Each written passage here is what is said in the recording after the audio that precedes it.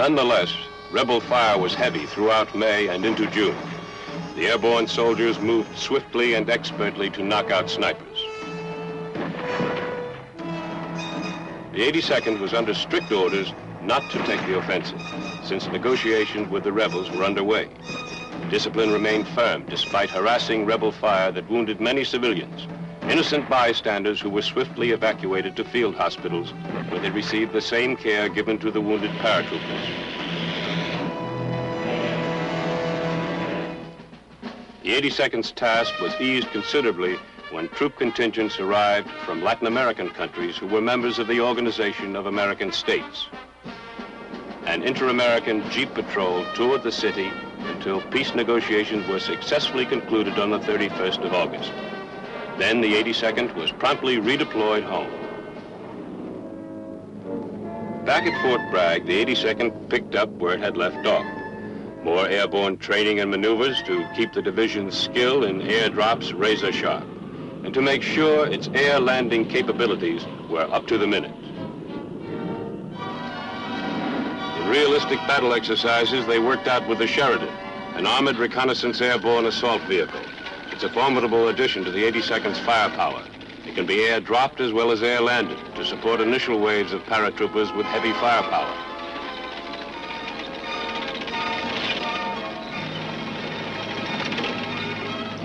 It has a 152-millimeter main gun.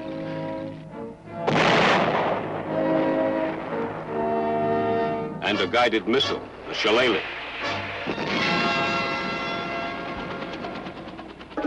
When the Vietnam conflict came, the men of the 82nd promptly went into the field to practice the tactics of counter-guerrilla warfare. Enemy forces were simulated by their own men, using guerrilla tactics of hit and run. However, their line of retreat was scouted by helicopter. The home base of the guerrilla force was pinpointed. This was a Viet Cong-style village, a typical guerrilla strong point. The encircling paratroopers received the word to close in. The guerrillas put up a last-ditch resistance, but the airborne soldiers quickly overran the village and began a roundup of prisoners. Some of the guerrillas tried to get away through an exact replica of a Viet Cong escape tunnel.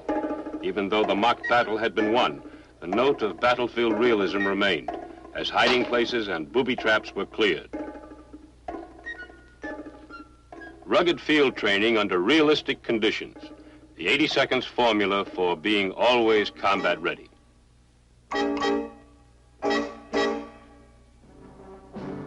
Early in 1968, the All-Americans were called upon to put this counterinsurgency expertise to use in battle.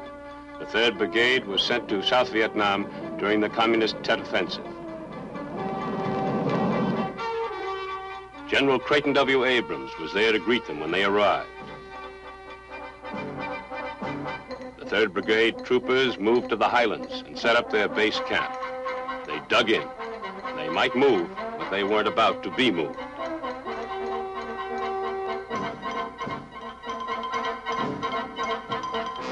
Bunkers were built, firing positions sandbagged. 4.2-inch mortars were set up.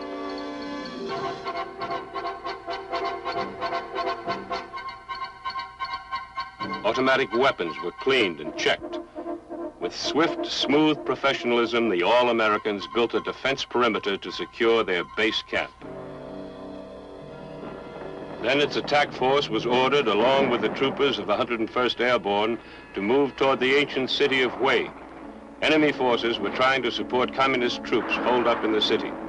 They were to be stopped, their positions saturated with heavy concentrations of artillery and automatic weapons. Helicopter gunships swept in with rockets and machine guns. Then the airborne troops closed with the enemy in a vicious firefight that raged through the day and night. Next morning, the beaten enemy withdrew, and our troops occupied the ground. The enemy's bunkers had been smashed to rubble, but our soldiers, trained to take nothing for granted, carefully searched the debris for guerrillas holed up to make a suicide stand.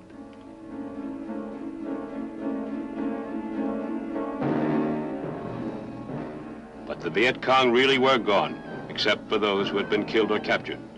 The performance of the 3rd Brigade was outstanding.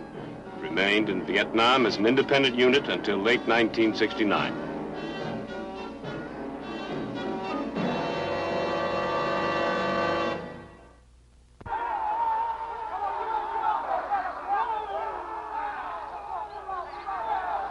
The 82nd Airborne already has a fully trained new brigade, the 4th to replace the 3rd.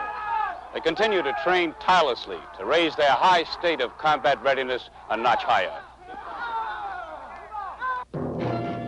To make its superb fighting men tougher, smarter, deadlier soldiers, its schools are busy developing small unit leaders, training specialists in old and new military skills. This is the Raider School, the 82nd's adaptation of the famed Ranger course at Fort Benning.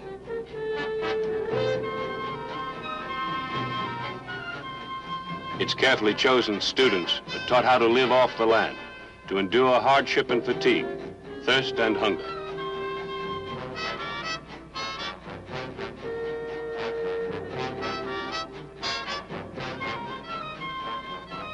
They must be able to carry out patrols in difficult country, to bring back intelligence information or prisoners.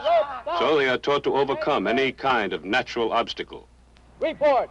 Sergeant, Raider Snippy, request permission to drop. Drop. Hey!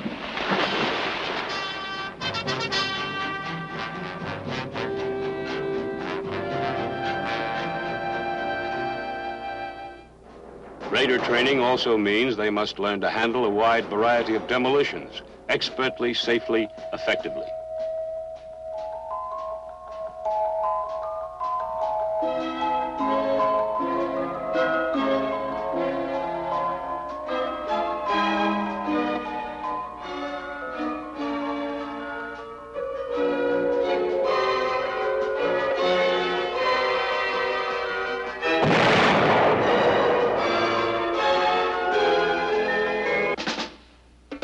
Training for long-range reconnaissance patrols is an extension of the Raider School.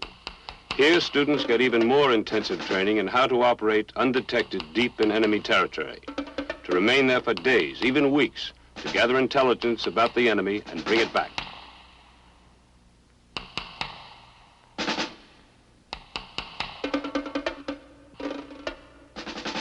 Check the jumper's helmet for chin strap.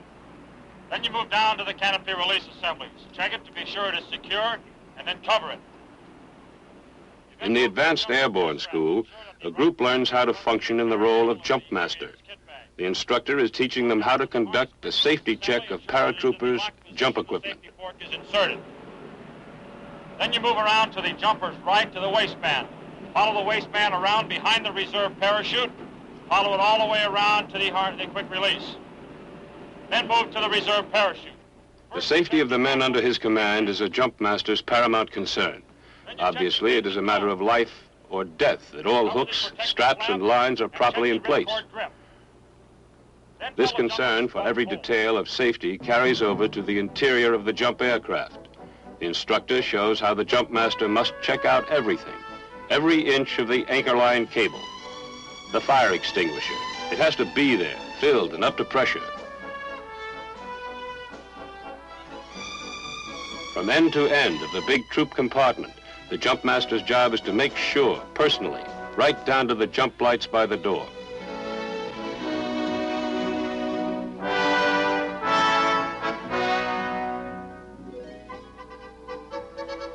Outboard personnel, stand up! Inboard personnel, stand up! Hook up! The students also learn the jump procedures and voice commands that control and direct the paratroopers until the final moment when they'll step out the door and be on their own. Check static line.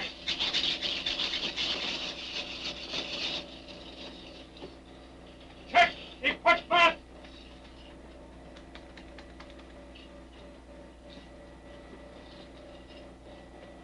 Sound off for equipment check. Okay.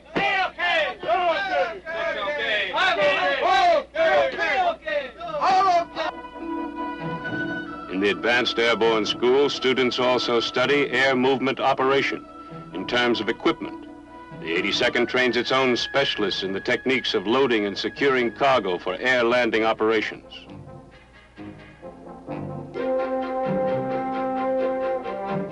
They also learn how to rig heavy objects for airdrop, the longshoreman's skill refined to the nth degree.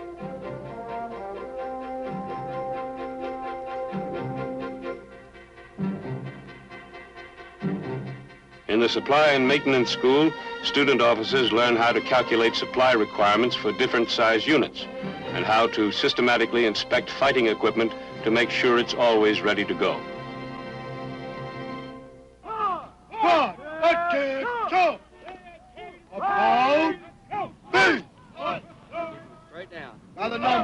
The 82nd's non-commissioned officer school puts the focus on small unit leadership. The NCO is a basic and vital element in any unit's chain of command. In this school, his natural leadership potential is honed and polished.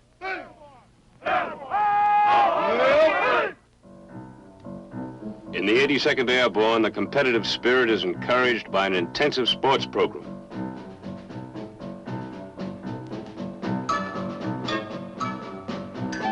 It is justly proud of its Olympic medal winners. Sergeant James Wallington, who brought back a bronze medal for boxing.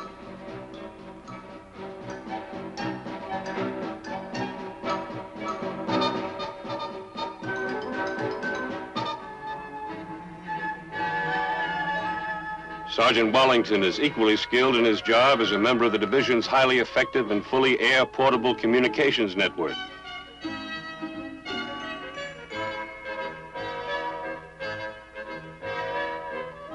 And there's Captain Mel Pender, gold medal winner in the 400-meter relay.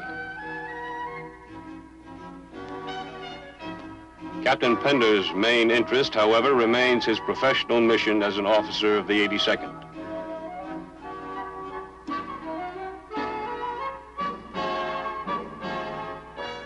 But perhaps no sport so truly represents the airborne as the free-fall parachuting of the 82nd Sport Parachute Club. Schools and recreation programs, work and play, all directed to the end of keeping the 82nd tuned to perfect pitch in order to carry out its mission as the airborne arm of Strike Command. These men starting out on a typical training maneuver are known as an immediate ready force. The IRF could be a company, battalion, or brigade in many combinations of firepower according to the need. Whatever and wherever the need, these men are ready to respond. Each one superbly trained, strongly disciplined, ready. When they move fast. The complex paperwork of personnel and cargo lists is handled with lightning speed by computerized equipment. This ability to pick up and go, far, fast, and fully armed, was dramatically demonstrated in 1969 exercise called Focus Retina. 2,500 troopers of the 82nd were deployed from the United States to Korea in a matter of hours.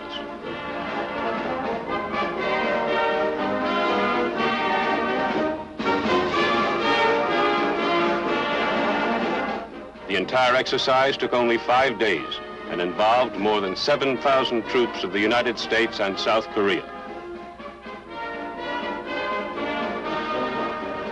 This is the 82nd Airborne Division, peerless among fighting units.